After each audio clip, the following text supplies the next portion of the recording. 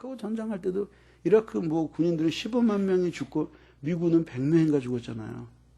그 결국은 무슨 미군이 워낙 싸움을 잘해서 그러는 거예요. 갔다가 그냥 막 물 붓듯이 갔다가 들어붙는 거예요, 폭탄을.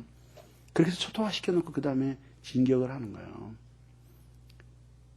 그게 아주 기본적인 상식이잖아요. 저항력이 많으면 남의 나라의 땅에서 살아남을 수가 없는 거죠. 그러니까 죄가 들어올 때도 먼저 죄가 들어오기 전에 먼저 언제까지 죄가 기다려주냐 하면은 우리 안에 이 성령의 은혜의 영향력이 이 사그러들 때까지 우리를 기다리는 거예요. 이 사그러드는 것은 몇 가지 원인에 의해서 사그러드는데 우리 안에 있는 부패성 때문에도 이것이 계속해서 사그러들기도 하고 또 밖에서 들어온 죄의 영향력과 부패성이 만나서 자꾸 우리들이 불순종함으로써 우리 안에 있는 성령을 근심시켜드림으로써 이 성령의 아름다운 은혜의 역할들이 자꾸 이 생기를 잃어가는 거예요. 그러면서 이렇게 은혜의 영향력들이 계속 감퇴하는 거죠. 그래서 서서히 죄에 대한 저항력과 그것을 인식할 수 있는 능력 이런 것들을 총체적으로 잃어버리는 거예요. 총체적으로. 근데 그게 다른 사람들이 볼 때 이게 되겠냐 이게 나는 그랬으면 좋겠어요. 그냥 이렇게 여기에 무슨 이렇게 그 유리관 같은 게 달려가지고 이게 성령 충만한 사람은 게이지가 꽉 차고 이게 이제 썩음썩음하게 일주일 살다 오면 눈곱이 뚝 떨어져가지고 빨간 표시에 깜빡깜빡하면 그럼 얼마나 좋겠어요. 저기서 사람들 나눠가지고 예배도 그러면 난 한 2부, 3부로 나누겠어요. 그래서 1부는 성령 충만 신자용, 2부는 조금 충만용, 3부는 고갈 신자용 해가지고 그렇게 해가지고 그럼 설교도 다르게 해야 될 거 아니에요. 그죠? 근데 남들이 보면은 잘 인식을 못해요. 주의 깊게 그 사람을 가까이서 영적인 깊이가 있는 사람이 들여볼 때는 이해를 하죠. 그래서 이해를 못해요. 아니 일주일 내내 기도 한 번도 안 하고 성경은 하여튼 죽어도 안 읽고 저 공과 공부 숙제도 안 해오고 말이죠. 그리고 덜렁덜렁 놀다가 주일날 11시 15분 예배니까는 말이지 한 30분 돼가지고 헉헉거리고 오는데 멀쩡하게 차리고 입고 와가지고 앉아서 예배 드리는데 누가 그 사람을 죄의 지배를 받는 사람이라고 그러겠느냐고요. 끝나고 나면 또 뭐 재직해 한다고 또 바쁘게 소리 들고 왔다 갔다 하고 말이죠. 끝나고 나면 또 무슨 뭐 형제 자매들 밥 사준다고 데리고 나가고 교회밖에 모르는 사람이잖아요. 헌금도 열심히 하고 말이죠. 이 사람 안에서 일어나고 있는 일을 누가 알겠느냐 이거죠. 그러면서 살아가는 거죠. 그러니까 그렇게 하면서 서서히 하나님이 내게 주신 그 은혜들이 고갈되어 가는 거예요. 고갈되어 가는 거예요. 그래서 결정적으로 죄가 우리의 이런 부패성과 작은 죄들로 인해서 이렇게 우리의 은혜가 사그러들면 사그러들수록 그 사람이 보다 더 커다란 죄를 지을 수 있는 환경이 그 마음속에 조성이 되고 죄가 침투해도 살아남아서 거기에 뿌리를 내리고 숲을 이루면서 정착할 수 있는 가능성이 많아지는 거고 잘만 하면 그 환경을 이용해서 구테타를 일으켜서 완전히 지배력을 가지고 장악해버릴 수가 있게 되는 거죠. 그렇기 때문에 여기서 이제 우리들이 대두되는 게 뭐냐면 나중에 또 나옵니다만 여기서 대두되는 게 뭐냐면은 이 게으름은 죄를 향해서 문을 여는 스파이야, 스파이. 적군이 쳐들어오는데 문만 안 열어주면 괜찮잖아요. 근데 다들 잠들었어요. 야, 너 잘 지켜라. 근데 예, 알았습니다. 근데 돈을 받았거든. 그러니까 적군이 막 들어와서 통통통통 문을 두들기니까 성문을 빼곡 열어주는 거예요. 그랬더니 막 갑자기 막 와르르 밀려 들어오는 거예요. 아군들은 다 자고 있는데. 예? 여러분들은 게으름과 태만의 죄를 하나님 앞에 심각하게 회개해 본 적이 별로 없을 거예요. 그죠? 근데 사실 발단은 그 태만과 게으름, 부주의함, 그런 것부터 시작이 되는 거예요. 왜? 그것 자체가 곧바로 죄는 아닐지 모르지만은 그것이 죄를 향해서 문을 열어주게 되는 거예요. 왜? 그것들이 여러분 안에 있는 이 은혜의 강건함을 유지하지 못하도록 그렇게 게으름과 나태, 안일함, 부주의함 이런 걸로 이렇게 낮추. 그러면서 이 하나님이 우리에게 주신 죄와 싸울 수 있는 은혜의 영향력들을 다 고갈시켜 버리는 거예요. 그러니까 그 다음에 죄가 들어왔는데 싸워서 이길 수 있는 저항력이 없는 거죠. 그렇기 때문에 젊은 사람들에게 이 감기, 독감 이런 건 아무것도 아니야.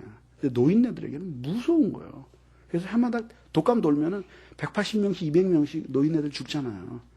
큰일 나는 거란 말이죠. 왜? 기본적으로 이 저항력이 없고 약하니까 파고 들어오면은 치명적인 질병을 유발하는 거예요.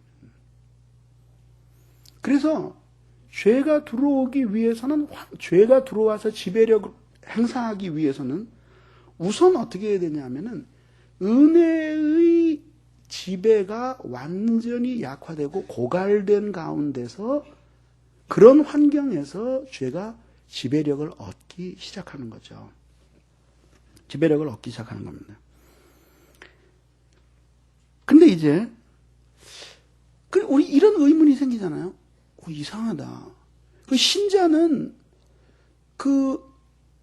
자기 안에 성령님이 계신 사람이잖아요. 그래서 그 성령님의 인도와 또 하나님의 사랑과 주님의 다스림을 받는 사람이잖아요. 근데 죄가 지배를 할 때에는 그러면 그런 건 하나도 없는 건가?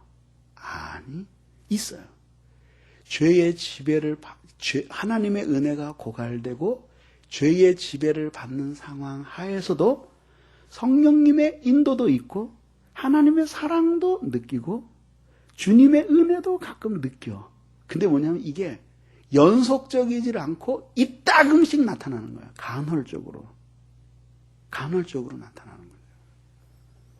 그러니까 그건 마치 뭐와 똑같으냐 하면은 일제시대 때에 모든 사람이 다 일제치하에 굴복한 건 아니잖아요.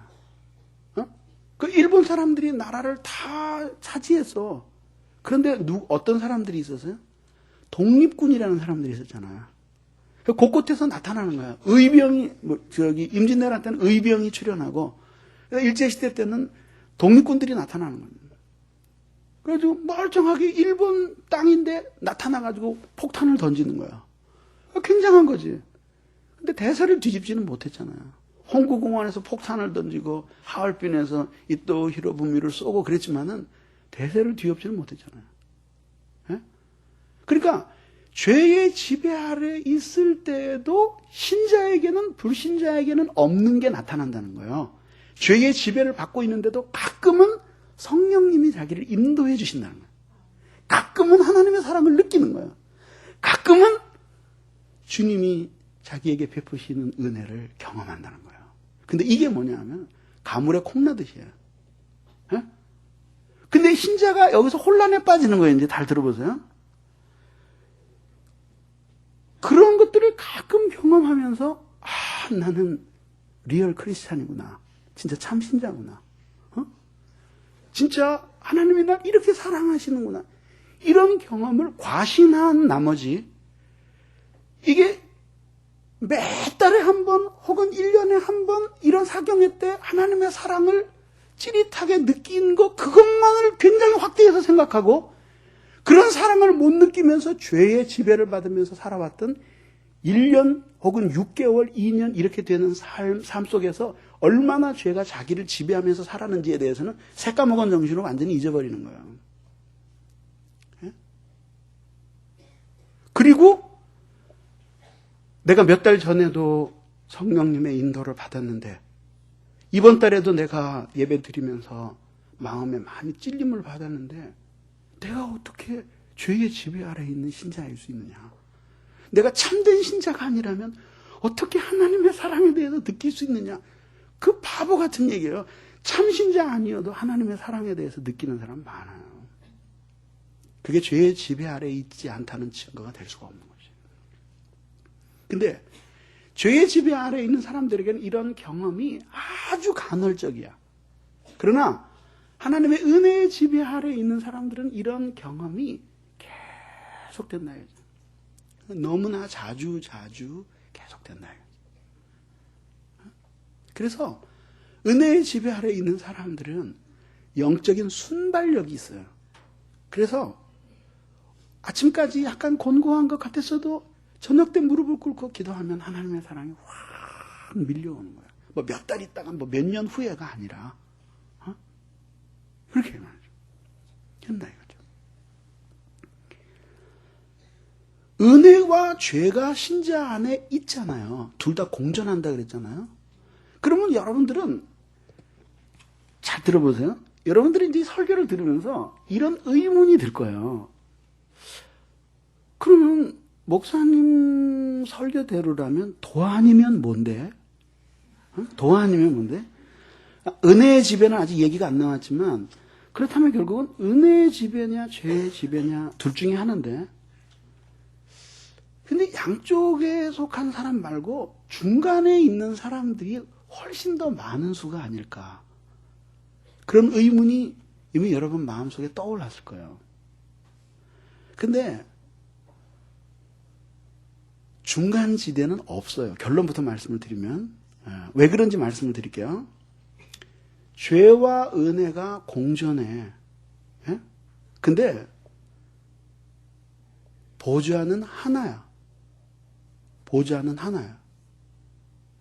그래서 주님이 그 보좌에 계시든지 죄가 그 보좌에 있든지 둘 중에 하나예요. 그 너무 극단적이지 않습니까? 그 예수님이 말씀하신 걸 생각하면은 더 이상 논쟁할 여지가 없어요. 예수님이 마태복음 6장 19절에서 너희를 위하여 땅에 보물을 쌓아두지 말라 이렇게 말씀하셨잖아요. 그러면서 예수님께서 쭉 말씀을 하시다가 뭐라고 말씀하셨어요? 한 사람이 두 주인을 섬길 수 없으니 하나님과 재물을 겸하여 섬길 수가 없느니라 그러셨거든요. 그러면 네, 한번 얘기해 보자 이거죠. 사실 그 말씀이 말이 됩니까? 그러면 하나님과 재물을 겸하여 섬길 수 없다. 그러면 사람이 딱 반으로 갈려지냐 이거죠. 난 재물만 섬기는 사람입니다. 난 하나님 필요 없습니다. 내 비록 신자지만 하나님은 저 아래고 나는 물신을 섬기는 사람입니다. 난 메모니스틱 크리스찬입니다. 만몬주의적인 크리스찬입니다. 이렇게 선언을 하고 깃발을 드는 사람이 어디 있느냐 이거죠. 또 난 물질을 하나도 안 섬깁니다. 나는 오로지 하나님만 섬깁니다. 그런 사람은 또 얼마나 있냐. 물론 있겠지만 얼마나 있냐 이거죠. 우리들의 삶을 보면은 항상 어떤 착각에 빠지냐면은 그 양극단에 속한 사람은 너무 소수다. 저쪽 극단에 속한 사람은 완전히 신앙 포기한 사람. 심포댁. 신앙을 포기한 댁. 그리고 이쪽은 뭐냐면 세포댁이야. 세상을 포기한 댁들이야. 그래서 하나님밖에 모르는 사람인데 이쪽은 너무 성자와 방불한 신자고 이쪽은 나 같은 사람하고는 비교가 안 되는 완전 막가파 교회에서 목사님도 목회를 포기한 그런 사람들일 거다 이렇게 생각을 하는 거죠. 그리고 우리는 그 중앙에 이렇게 포진해 있는데 문제는 이쪽으로 좀 더 갔느냐 이쪽으로 좀 더 갔느냐 딱 중앙이냐 그게 문제인데 그래도 나는 상위층에 들지 않을까 이거거든요. 없다. 자, 아직도 이해가 안 되죠, 선뜻? 그러면 이제 결정적으로 한 번 더 여러분들을 설득시킬게요. 들어보세요. 이런 거예요. 아주 좋은 비유가 떠올랐어요. 근데 이걸 이렇게 생각을 해보세요.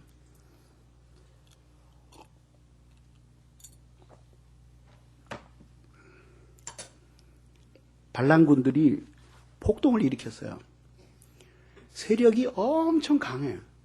그래가지고 막 경기도, 서울 막 이런 데 막 곳곳에서 마치 선거 유세하듯이 폭동이 일어났다고 쳐요.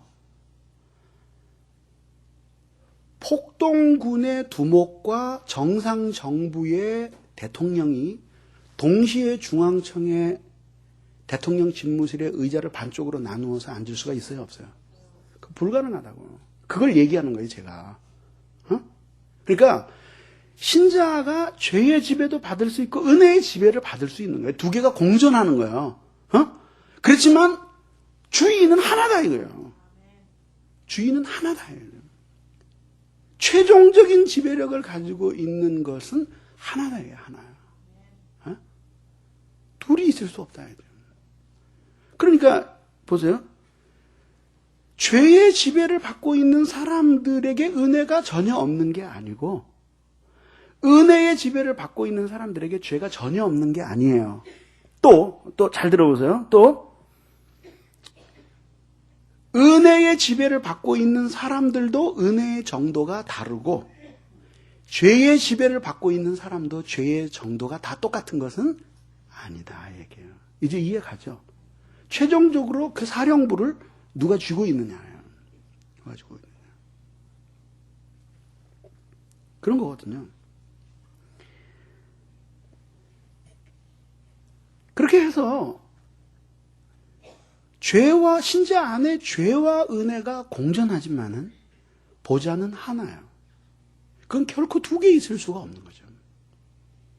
그리고 신자도 둘을 동시에 섬길 수는 없어요. 그러니까 죄와 하나님을 동시에 사랑할 수는 없어요. 그럼 여러분들이 이렇게 말씀하고 싶겠죠. 저는 죄를 짓지만 목사님 말씀대로 죄가 제 삶에 있어서 우세하다라고 하는 것은 제가 인정합니다. 그렇지만 전 주님 사랑합니다. 그건 정말 부인할 수 없습니다. 그렇게 말할 수 있잖아요. 말하실 수 있는 분이 있을까요? 그럼 제가 이렇게 정리를 해드리겠어요. 인정합니다. 그러니까 여러분 속에 하나님 죄를 사랑하고 그래서 죄의 지배를 받으면서 살아가지만 여전히 하나님을 향한 사랑이 있기 때문에 눈물을 흘리며 괴로워하고 아파하고 그런 거 인정한다 이거죠. 그러나 성경은 하나님을 그렇게 사랑해서는 소용이 없다고 가르치는 거죠. 그러니까 다른 많은 것들을 사랑하는 속에 하나님도 끼워 넣어서 그것도 2위나 3위쯤에다가 끼워 넣어서 하나님도 사랑하는 그런 사랑을 성경은 성도가 하나님을 사랑해야 할 사랑이라고 가르치지를 않는다는 것이죠. 그래서 하나님이 적어도 우리에게 마음과 뜻과 성품과 내 목숨을 다하여 주 여호와 너의 하나님을 사랑하고 했을 때에는 하나님이 우리가 사랑하는 모든 대상의 첫 번째 자리에 올라가는 하나님인 정도 가지고도 안 되고 하나님이 우리의 first가 아니라 all이 되어야 되는 거예요. 모든 것. 그것이 성경이 신자에게 요구하고 신자에게 바라는 사랑이라는 거죠. 그러면 여러분 이렇게 말하겠죠? 아유, 하나님을 사랑하는 것이 그렇게 힘들다면 누가 하나님을 그렇게 사랑하며 살 수 있겠습니까? 그렇기 때문에 그렇게 말하면 저는 이렇게 대답을 해주고 싶어요. 뭐냐면 하나님을 사랑하는 것이 어려운 것이 아니라 하나님 이외의 것을 사랑하는 것이 버리는 것이 어렵다는 것을 여러분들이 그렇게 표현하고 있는 것이에요. 표현하고 있는 것. 실제로 여러분들 중에는 첫사랑의 기억을 가지고 있는 분들이 있을 겁니다. 첫사랑을 가지고 있을 때는 하나님밖에 없었죠. 주님이 전부이고 그리고 가슴이 깊이 시려오는 게 뭐냐 하면은 왜 날 사랑하나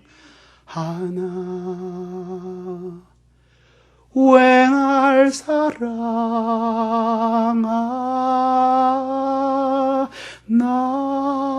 사랑하나 그리고 많은 찬송에 보면은 하나님의 사랑을 이해할 수 없다라는 고백들이 나오잖아요. 그게 하나님의 그때 신자에게 하나님이 자신의 인생의 전부가 되는 거예요. 난 여러분들에게 만약에 난 그런 첫사랑 없는데 나는 아무리 돌이켜봐도 하나님이 내 인생의 전부였던 적이 없는데, 그러면 여러분들은 진짜 거듭났는지 한번 다시 물어보세요.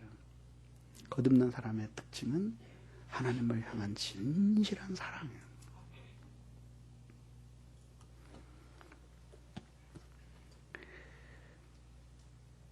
그렇기 때문에 신자가 죄의 지배를 받지 않기 위해서는 어떻게 해야 되냐면은 마음 안에서 하나님의 은혜가 다스리는 것을 계속적으로 경험하면서 살아야 되는 거죠. 그거 몇 달에 한 번 와가지고 하나님의 사랑 경험, 그거 가지고는요, 죽었다 깨나도 진실한 신자가 될 수가 없는 것이에요. 인간이 얼마나 악한 존재인데, 그거 가물에 콩나듯이 어쩌다가 한 번씩 그 하나님의 사랑 경험했다고, 그게 호세아 선지자의 표현대로라면은 아침 이슬 같고 새벽 이슬과 같고 아침 구름과 같은 거예요. 금방 사라지는 것들, 안개와 같이 사라지는 것들이란 말이에요. 그리고 죄는 영원하고 말이죠. 은혜는 순간이라. 그게 안 된다 이거죠. 그러니까 계속해서 하나님의 은혜를 경험하면서 자기 안에 주신 하나님의 은혜의 통치를, 성령의 은혜의 통치를 유지하기를 힘쓰는 영적 생활을 해나가야 되는 것이에요. 그렇기 때문에 말씀의 은혜를 받고 매일 성경을 읽으면서 하나님의 뜻의 영향을 받아서 마음의 찔림을 얻고 간절히 기도해서 자기의 죄를 사함받고 하늘로부터 부어지는 은혜를 공급받고 이러는 영적 생활을 안 하고 있는 사람들은 실제적으로 죄와의 싸움을 포기하고 죄의 지배로 들어가기로 이미 백기를 든 사람들이에요. 네? 백기를 든 사람들이에요. 근데 얼마나 많은 사람들이 그렇게 사냐 이거죠. 심각합니다. 전 한국교회 전체의 그리스도인 가운데 55%가 하루에 10분도 기도를 안 합니다. 그는 그가 무엇을 믿고 어떻게 특별한 삶을 산다고 할지라도 그는 죄가 지배하고 있는 사람이 확실합니다. 절대적으로 확실합니다. 성경을 읽고 하나님의 뜻을 분별하는 사람이, 매일매일 그렇게 하는 사람이 100명 중에 4명이에요. 나머지 사람들이 정말 은혜의 지배를 받으면서 살 수가 있을까요? 네? 죄는 쉼없이 지으면서 마음은 쉼없이 미끄러지는데 그것들을 바로잡을 수 있는 영적 생활의 실천은 전무해요. 안 합니다.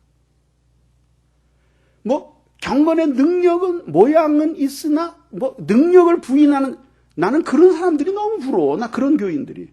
나 모양이라도 좀 있었으면 좋겠어요. 아니, 모양이라도 있냐, 이들. 기도하는 모양, 하나님의 말씀을 읽는 모양, 경건하게 예배를 드리고 그 말씀에 집중하는 모양, 하나님의 뜻대로 살려고 하는 모양이라도 있냐, 이들. 이들 모양까지 모두 폐기 처분해버린 그런 시대의 삶을 살아가는 거예요. 그리고 연약하고 우리 하나님의 사랑이 어쩌고 아무리 그런 걸 되뇌이면서 그렇게 썩음썩음하게 이 교회 저 교회 돌아다녀봐요. 하나님의 사랑이 경험이 되냐고요. 그 영적 각설이야, 각설이. 그렇게 해가지고 우리는 연약하고, 연약한 게 아니라 악한 거야, 악한 거. 안 살잖아.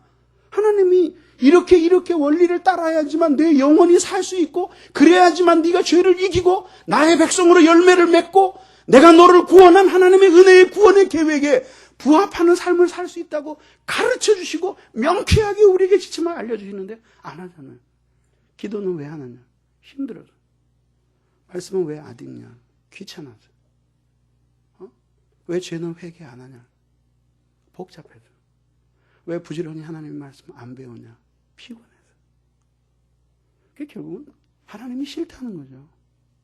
싫다는 거죠. 그리고 주님 사랑해요. 주님 사랑. 그런 놈은 사랑이 어딨냐? 에? 여러분의 아내가 여러분을 그런 식으로 사랑하면은 같이 살겠어요? 밥 해줘. 못해. 왜? 힘들어서. 빨래. 어지러워. 싫어. 애들 좀 돌봐. 그러니까. 할 수 없어. 왜? 지금 애들 돌볼 마음이 아니야. 데리고 살겠냐고. 그러면서 뭐라는? 그렇지만 여보, 난 당신 사랑해.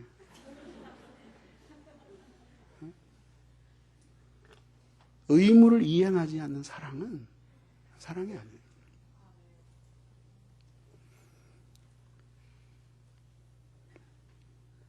그래서 삶에 있어서 하나님이 자기를 향해 가지고 있는 계획들을 분명하게 이해하려고 애를 써야 돼요. 난 여러분들에게 난 궁금해요. 네, 지금 이렇게 세워서 구원 받았어요? 그럼 여러분 말하겠죠. 네. 왜 살아요? 그럼 난 여러분 대부분이 할 말이 없을 거라고 생각을 해요. 네? 그럼 여러분 중에 어떤 사람이겠죠? 참신자가 되려고. 그 김목사 답이지 자기 답이냐고. 네? 아니 받아들여서 자기가 깊이 소화해서 고뇌를 해야지 자기 답이 되는 거지. 목사님이 그러는데 왜 사느냐고 물으면 참신자 되려고 산다 그래요. 그게 뭔데? 그것까진 몰라요. 소원이 뭐냐? 진실한 그리스도인이 되고 싶어요. 정말? 네. 기도하니? 아니요. 성경 읽니? 아니요. 은혜 생활 하니? 아유, 못하죠. 어떻게 살래? 생긴 대로 살죠.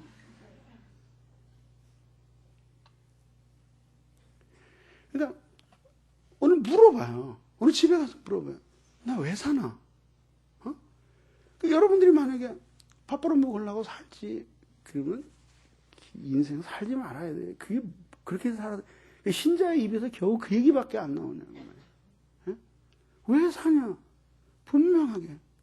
나는 원래 이 세상에서 요리하던 죄인이었는데 그리스도 예수께서 아무 공로 없는 이 인간을 위해 십자가에 죽으심으로 인생의 벼랑 끝에서 나를 구하셨고 그분의 사랑을 받으면서 여기까지 살아왔으니 이제 내가 사는 것은 나를 위해 사는 것이 아니요 나를 위해 자기 몸을 버리신 그리스도의 이름의 명예를 위해서 내가 삽니다. 주여 나를 통해 주님의 뜻이 이루어지이다. 그런 고백이 있어요. 분명하게. 그리고 그리스도와 하나 되게 하기 위해서 힘써야 되는 거예요. 그리스도와 하나 된다라고 하는 것은 무슨 뜻이냐면 자기 자신을 그리스도와 하나 되도록 힘쓰는 거예요. 자기가 그리스도와 하나 된다는 것은 무슨 뜻이냐면 예수님이 죽으신 것이 자기를 위해 죽으셨다는 것. 다시 살아나신 것이 자기를 위해 살아나셨다는 것. 그래서 그 예수님이 자기에게 예수님이 사셨던 남겨진 삶들을 살아가도록 우리에게 모범을 제시해 주시고 거기를 따라가기를 원하셨다는 것.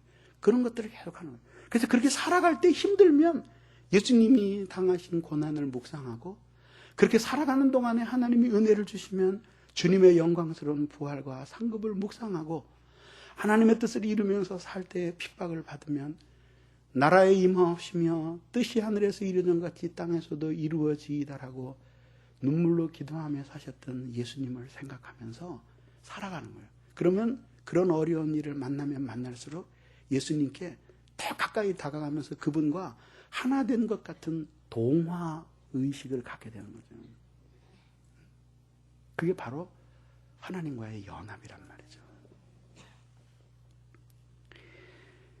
그래서 신자가 성령과 그의 은혜의 통치 아래 있지 않아야지만 죄가 지배할 수 있기 때문에 신자는 계속해서 신앙적인 의무를 행하는 데 있어서 성령의 은혜로운 역사를 경험하기를 힘써야 되는 것이에요.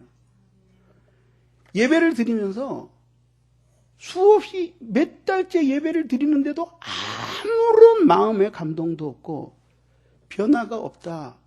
그러면 여러분들이 왜 하나님이 우리에게 은혜를 주시기로 선택하신 은혜의 수단에 참여하는데 나에게 그런 변화가 안 일어날까? 그걸 고민을 해야 돼요. 그 뒷자리에 앉아서 설교를 저런 식으로 하면은 은혜를 못 받지. 그렇게 하면 막 가는 거예요. 기도를 해도 은혜가 없으면 위기의식을 느껴야 되는 거예요. 내가 새벽기도 계속 나오고 있다 그런 자부심을 느끼면 안 되고, 왜 내가 이렇게 기도하려고 애를 쓰는데 이 기도가 나에게 영향을 미치지 못할까? 나에게 무슨 죄가 있을까? 기도하는 자세가 내가 잘못되었을까? 어떤 것들을 하나님이 기도자로서 나에게 요구하실까? 그러면서 그거를 멈추지 말고 파고 들어가서 어떻게 하면 그 기도 속에 하나님의 성령의 은혜를 꾸준히 경험할 수 있을까를 고민해야 돼. 그러면은 성령의 은혜의 지배가 계속 유지되니까 죄가 지배할 수가 없는 것이죠. 근데 이제 문제는 뭐냐면은, 문제는 이런 거예요. 들어보세요. 신자가 죄의 지배를 받고 있는 동안에는 놀라운 특징이 하나 있는데, 그게 뭐냐면 기도, 설교, 예배, 봉사 이런 은혜의 수단에 참여해도 좀처럼 성령의 은혜를 경험을 못하는 거예요. 왜 그러냐면 그게 그런 성령의 은혜의 수단들에 참여하고 신앙적인 의무를 감당할 때에 신자에게 성령의 영향력을 끼치게 만들어주는 그 일 자체가 원래 은혜의 지배 아래서 잘 일어나는 일이에요. 지금 아주 기가 막힌 비유가 떠올랐어요. 이제 지금이야 뭐 성냥 킬 일이었지만 옛날에는 성냥을 많이 사용했잖아요. 근데 이렇게 바짝 마른 날 방 안에서 촛불 켜려고 성냥을 탁 키면은 문제도 아니에요. 불 퍽 들어오죠, 그죠? 근데 비가 와가지고 눅눅한 날이야. 그리고 부엌까지 물이 들어오고 집안에서도 물이 새. 그러니까 어디가 더듬더듬 전기가 나가서 만져보니까 그 말표 성냥이 나왔어요. 그래가지고 이렇게 손을 막 집어넣어 보니까 성냥골 자체가 벌써 눅눅해. 그 방 안에도 습기가 가득 차 있어요.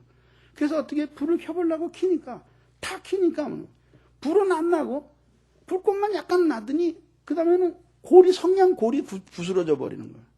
불이 탁 붙었는데 그리고 붙는데 나무가 습기가 차가지고 성냥 그 나무에는 불이 안 붙는 거야. 그러니까 몇 번을 자꾸 그어대도 성냥골만 계속 타고 꺼져버리고 그러는 거죠. 성향이 바뀐 게 아니라 환경이 지금 달라진 거잖아요. 그렇게 되면 여러분 자신들이 지금 그렇게 은혜의 수단에 참여하고 그래도 아무런 감화가 없고 그럴 때에는 그게 여러분들이 죄의 지배 아래 놓였다고 하는 아주 훌륭한 증거가 될 수 있는 거예요. 될 수 있는 거예요, 그게. 될 수 있는 거예요. 그러니까 어때요? 은혜의 수단을 통해서 우리의 마음에 팍팍 불을 붙이는 거는 신자가 이게 은혜의 지배 아래 있을 때에 그때 일어나는 일이란 말이죠. 근데 죄가 지배하고 나면 다른 환경에서 그 은혜의 작용들이 잘 안 일어나는 거예요. 그래서 놀라운 게 뭐냐면 은혜가 필요한 사람들은 점점 은혜에서 소외돼. 그 은혜를 받는 사람들은 계속 은혜가 막 주어지는 거죠. 그 기도 잘 되는 사람들이 말씀도 잘 깨닫고 설교를 은혜롭게 듣고 감격하는 사람들이 성경도 많이 읽고 성경 읽으면서 하나님의 말씀 깨달으면서 즐거워하는 사람들이 교회를 위해서 봉사할 때 마음속에 성령의 충만함을 느낀다 이거죠. 이게 쪼개지는 게 아니라 그게 다 왜? 전부 다 그게 한 신자가 은혜의 지배 아래 있을 때 은혜의 작용들이 그렇게 활발하게 일어나기 때문이라 이거죠. 그렇기 때문에 어떻게 하든지 이 죄의 지배 아래 들어가지 않기 위해서는 은혜의 수단에 참여하는 일을 말을 써야 돼요. 그리고 하나님의 말씀에 깊이 은혜 받고 그래요. 여러분들이 설교를 많이 듣고 말씀을 많이 배우게 되면은 시간이 점점 흐르면서 어떻게 되냐면은 다 앉아 드는 게 그래 오늘 설교는 참 좋았어. 아 정말 오래간만에 참 좋았어. 아 오늘 설교는 옛날에 비하면 상당히 좀 뭐가 떨어져서 목사님이 영역이 많이 쇠약해지셨구만. 응? 그러는 동안에 주위의 교인들은 은혜 받고 자기는 그 은혜와는 상관없는 사람이 되어가는 거예요.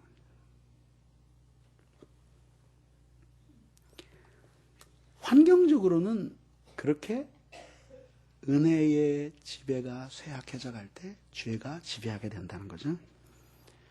마지막에 네 번째는 그 죄가 어떻게 그 발전에 나아가서 신자들에게 지배력을 갖게 되는가 이거거든요. 우선 첫째는 뭐냐 하면은 죄에 대한 확신을 무뎌지게 만드는 거예요. 죄가. 그래서 죄가 신자가 은혜 아래에 있을 때는 죄에 대해서 굉장히 민감해요. 그리고 죄를 짓고 나면은 그렇게 마음이 아프고, 그러니까 은혜 아래에 있는 신자가 죄를 전혀 안 짓는 신자라고 그렇게 생각하면 안 돼요. 그건 아니에요. 그건 아니고 은혜 아래에 있는 신자들도 죄를 지을 수 있는데 항상 은혜 아래에 있을 때에는 죄에 대한 확신이 분명해요. 그래서 죄책감이 살아있어요. 죄책감이. 그래서 죄책감이 살아있어서 그 죄책감 때문에 그 죄를 뉘우치지 않고는 괴로워서 살 수가 없는 거죠.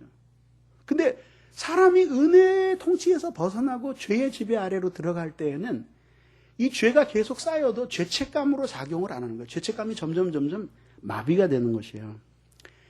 이 죄책감이라고 하는 것은요, 그 무모하게 범죄하지 않을 수 있도록 우리를 막아주는 하나님의 마지막 은혜의 수단이라고 생각하시면 돼요.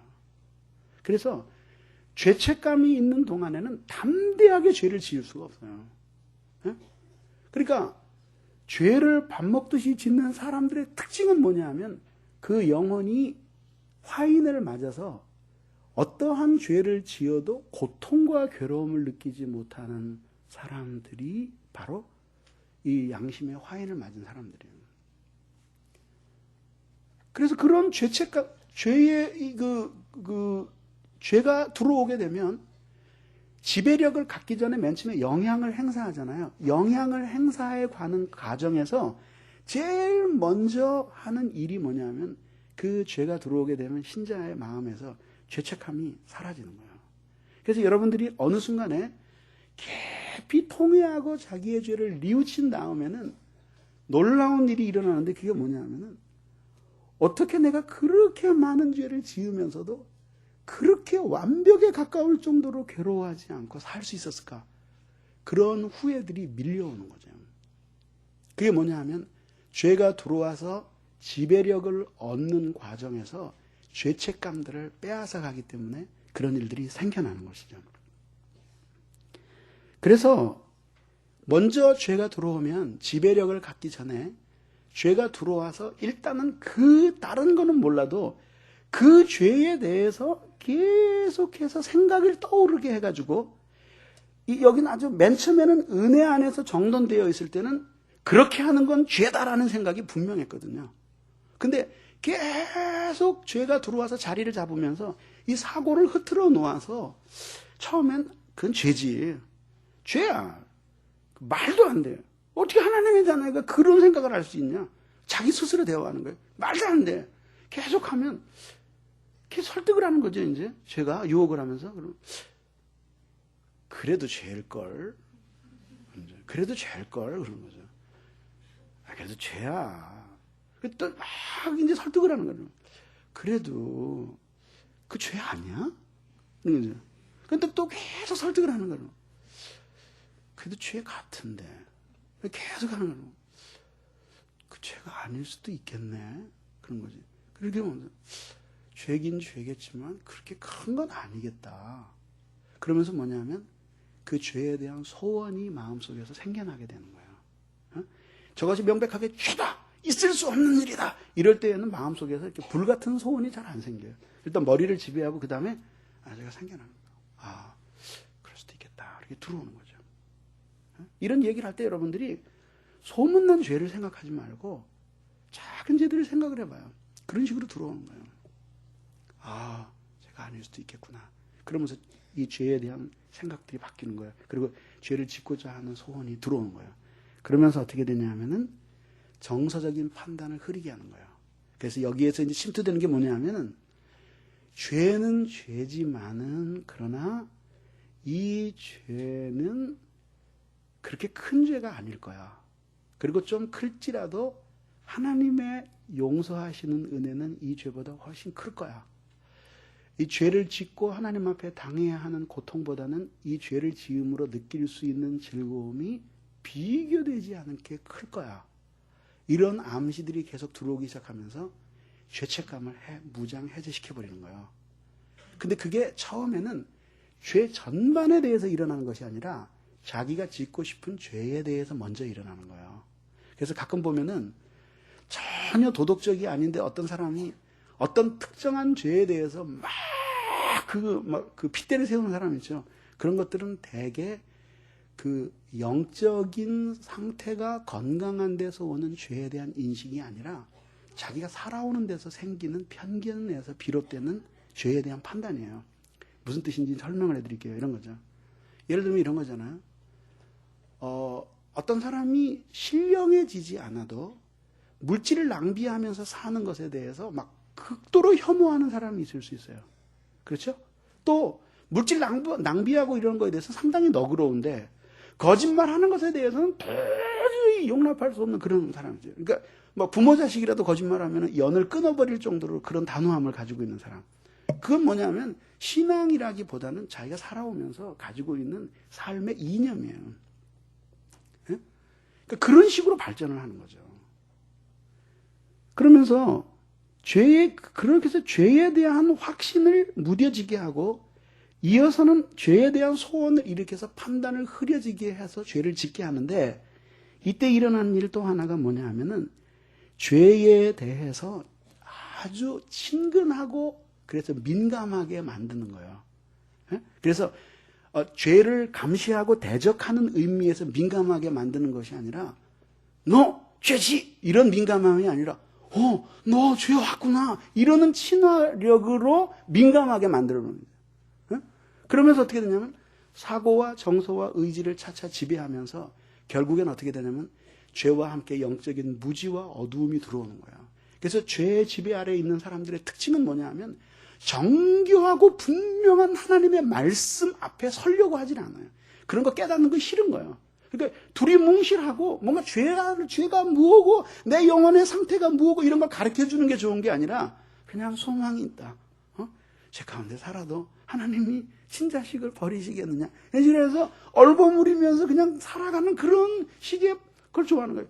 그러니까 진리의 내용보다 중요한 게 아니라 자기 자신의 영혼의 상태를 어루만져주는 그런 종류의 말씀으로 자기 자신을 말하자면 감수하려고 하는 거라야죠. 예?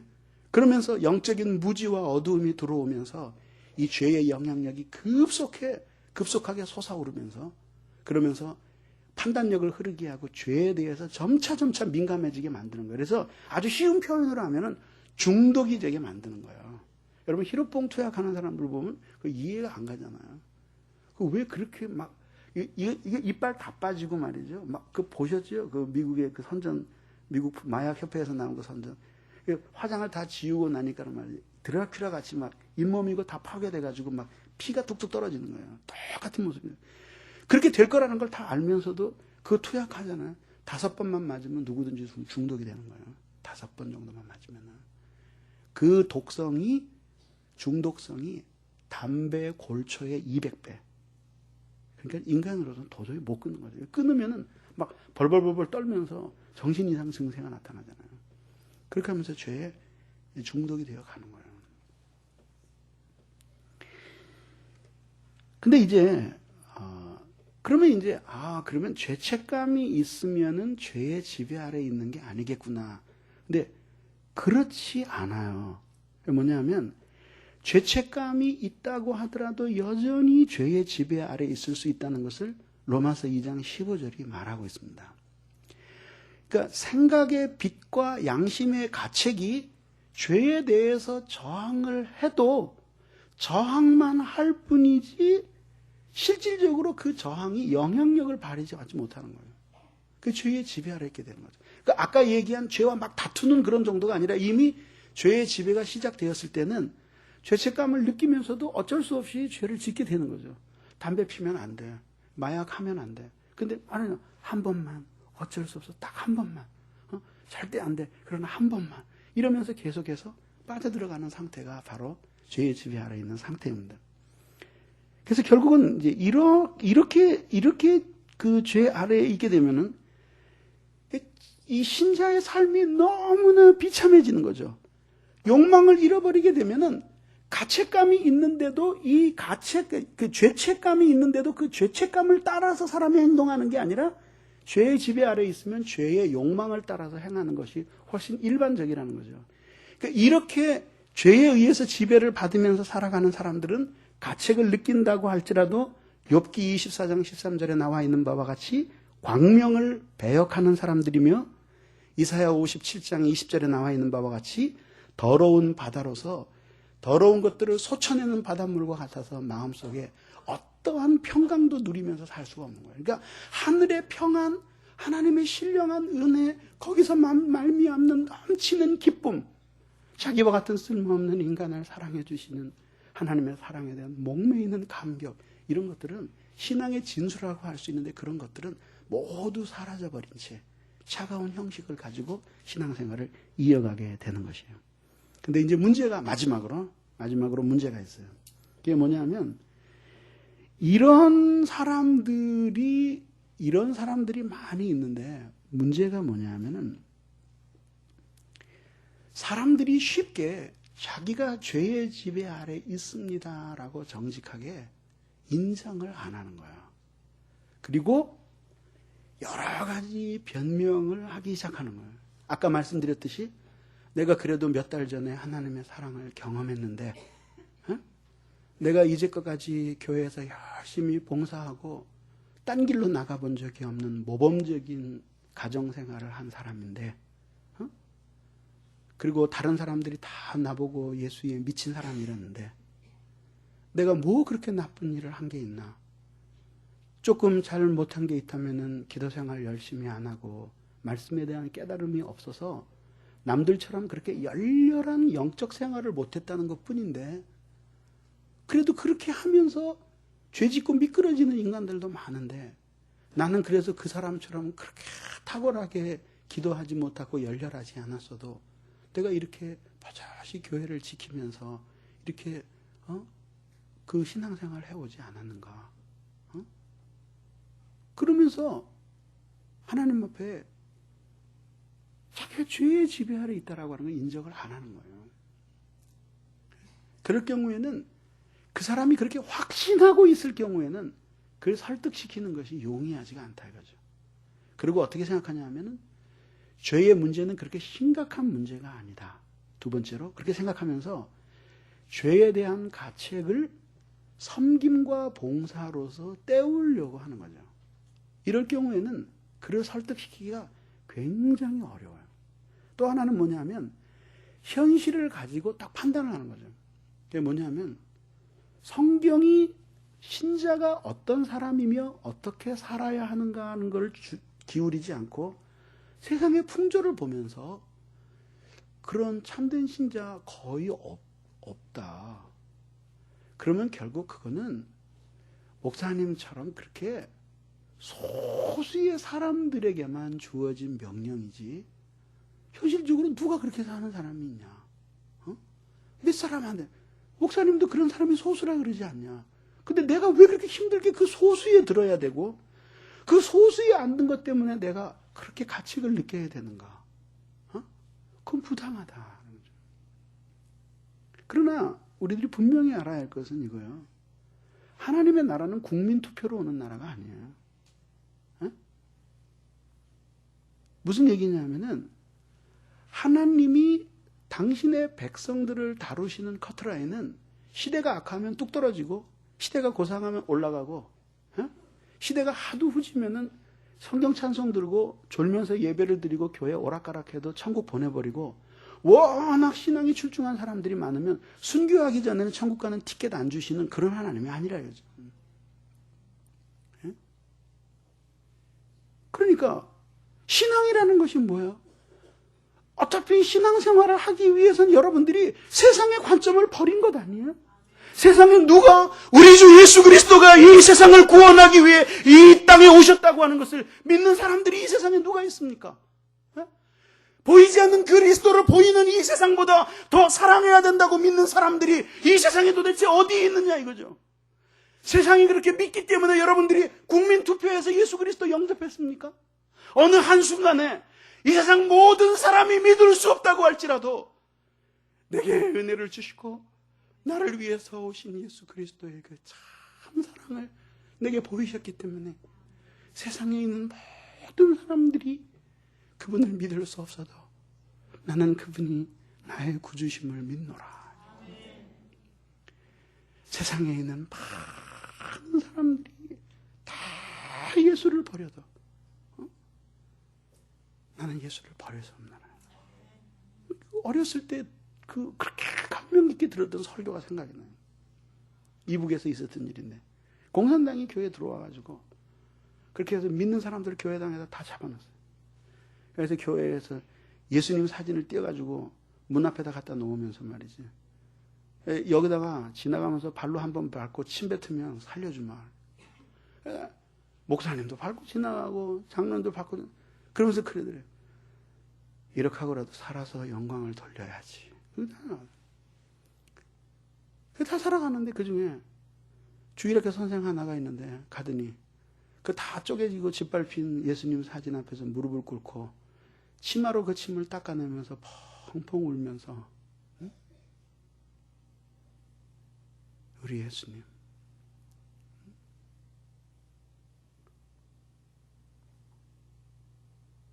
그게 복음의 체험, 하나님 사랑의 핵심이에요. 그죠? 그 여러분, 진짜 하나님의 사랑이 여러분의 마음에 가득 찼을 때 주위를 돌아보면서 나처럼 하나님 사랑하는 사람 없네. 나도 이제 이렇게 사랑하면 안 되겠다. 그래 본 적이 있습니까? 이 세상의 친구들 나를 버려도 나를 사랑하느니 오직 예수일세. 예수 내 친구 날 버리질 않네. 온천지는 변해도 나 버리질 않네. 그래서 아무 상관없이 세상도 없고 나도 없고, 그래서 세상이 뭐라 그러든 상관없이 그 주님이 주님이시기 때문에 그 주님이 나와 같이 쓸모없는 인간을 사랑해주고 구원해 주셨기 때문에 그렇게 걸어온 길이 우리의 신앙의 길이잖아. 우리의 길이잖아. 그래서 우리 이런 생각을 가져야 돼. 만약에 이 세상에 진실한 신자가 딱 한 명밖에 남을 수가 없다면 내가 그 사람이 되고 싶다. 내가 꼭 그 사람이 되고 싶다.